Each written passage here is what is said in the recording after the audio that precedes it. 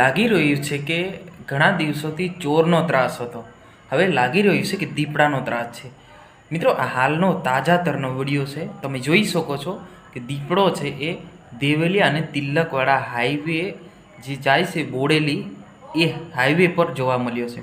આમ ખુલ્લામાં જોવા મળ્યો છે રોડ પર, તમે જોઈ શકો છો. હવે લાગી રહ્યું છે આ ગુજરાતમાં કેટલાક જિલ્લામાં ચોરના ત્રાસ હતા, પણ હવે ત્રાસ આવી ગયા છે દીપડાઓને. તો તમામ લોકોને હું કહેવા માગું છું, અત્યારે નવરાત્રિ ચાલી રહી છે, તો ખરેખર આપણે બહાર જતા હોય તો તમામ લોકોને હું કહેવા માગું છું કે સાચવીને જવું, જેથી કરીને આપણે દીપડાઓના શિકાર ના બની શકીએ. કેમ કે આમ તમે જોઈ શકો છો આ રોડ પર ચાલે છે. આ હાલનો જ વિડીયો છે, હાલ જ મારા મિત્રોએ મોકલાયો છે, એટલે ઇમરજન્સીમાં મારે વિડીયો બનાવવો પડે છે. ખરેખર મિત્રો, અહીં તમે જોઈ શકો છો. હવે એવું લાગી રહ્યું છે કે ચોરનો ત્રાસ ગયો તો હવે દીપડાનો ત્રાસ છે, એટલે કે માણસ પર કંઈક ના કંઈક તકલીફ આવતી જ હોય છે.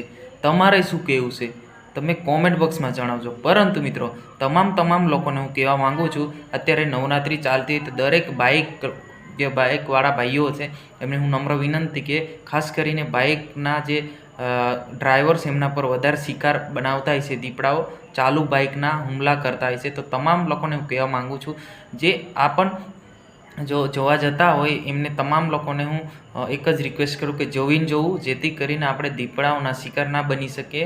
કે હાલ જો દીપડાઓ છે આમ ખુલ્લેઆમ ફરી રહ્યા છે, જેમ કે તમે વિડીયોની અંદર જોઈ શકો છો.